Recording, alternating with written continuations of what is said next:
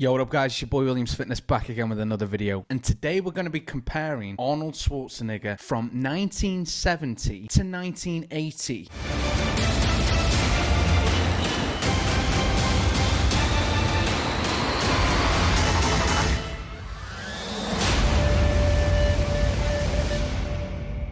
The reason I want to do this video is I want to do a series on how pros looked at their first Mr. Olympia win to their final Mr. Olympia win. So obviously it's going to be a short series. But let's take a look, because this one has got a lot of controversy in it. Let's take a look why. I'm putting up on the screen now two images. One from 1970, that's Arnold Schwarzenegger's first Mr. Olympia win, and his final Mr. Olympia win in 1980. Now in 1975, Arnold did his last competition, allegedly, and took some time off. He was obviously filming, he was prepping for, things like Conan the Barbarian. A lot of things were going on for Arnold in Hollywood, in the movie industry, and he took a step back from bodybuilding. But come 1980, he decided he wanted to compete again at the Mr. Olympia show. So he had a film crew with him, and they created the video that a lot of people have probably seen. If not, it's called Total Rebuild. What this was a documentary crew that simply followed Arnold around for a few weeks, and he only prepped for the Mr. Olympia show. I believe it was somewhere between 6 to 8 weeks ahead of time to get ready for a Mr. Olympia competition. He'd beat people like Sergio Olivier. He was up against his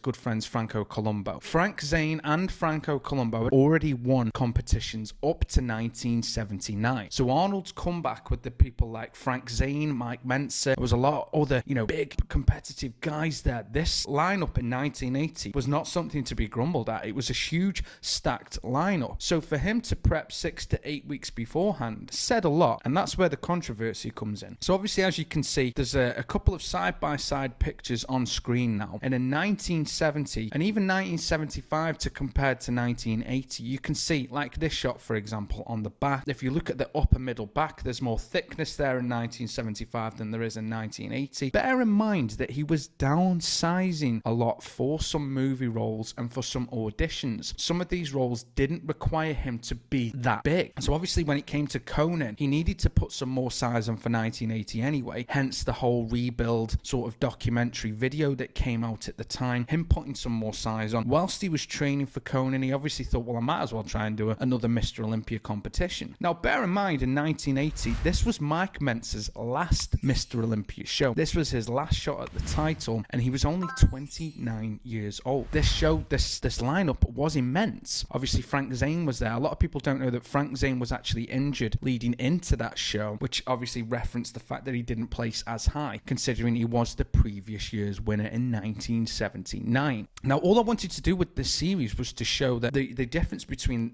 their first Mr. Olympia win and their last, to see if there's any comparisons in physiques, see if anything changed. But kicking it off, the controversy was basically he wasn't fuller, he wasn't bigger, his legs were just, I'll be honest, his legs were awful. His legs were terrible. Frank Zane had better legs, Mike Mentzer had better legs, there was more definition, more size. But what Arnold did is what Arnold does best. He concentrated, other than the mandatory poses, hitting shots that referenced his better body parts. And we see that today. We see that with people like Phil Heath and even Big Ramy. They will hit shots in the non-mandatories or try and create more emphasis on their stronger points so your eye isn't caught to their weaker areas. Now, Arnold was a very upper body kind of guy. He was very top heavy. He never had the best legs in the industry, and it would be, it'd be a shame to a lot of other guys that had better legs at the time. But as an overall package in 1980, did Arnold bring the best? No, not by a long shot. There was a lot of controversy with the fans, with the judging, and even, him even winning. And at the time in 1980, the prize money was $25,000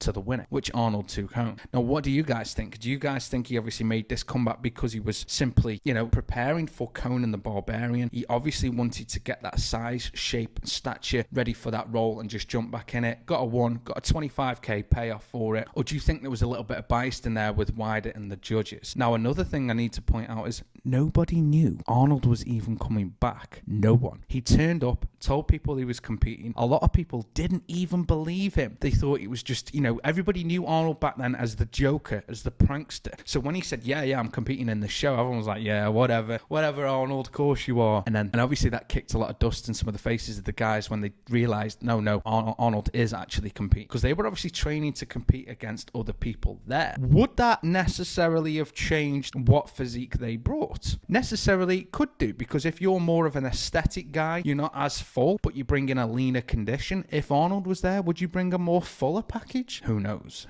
But on that note, guys, this is the short series I'm doing. There'll be another video coming soon with the next, obviously, first and last. I obviously want to kick this off with Arnold. Obviously, he wasn't the first Mr. Olympia winner, but I thought it was the best way to start this one off with the controversial one. I want you guys to know, what year, what physique did you think Arnold bring the best? My personal favorite Arnold physique is 1975. I thought that was the best. That was his pinnacle. 1980, I thought he looked okay. Was he a Mr. Olympia winner? Hell no.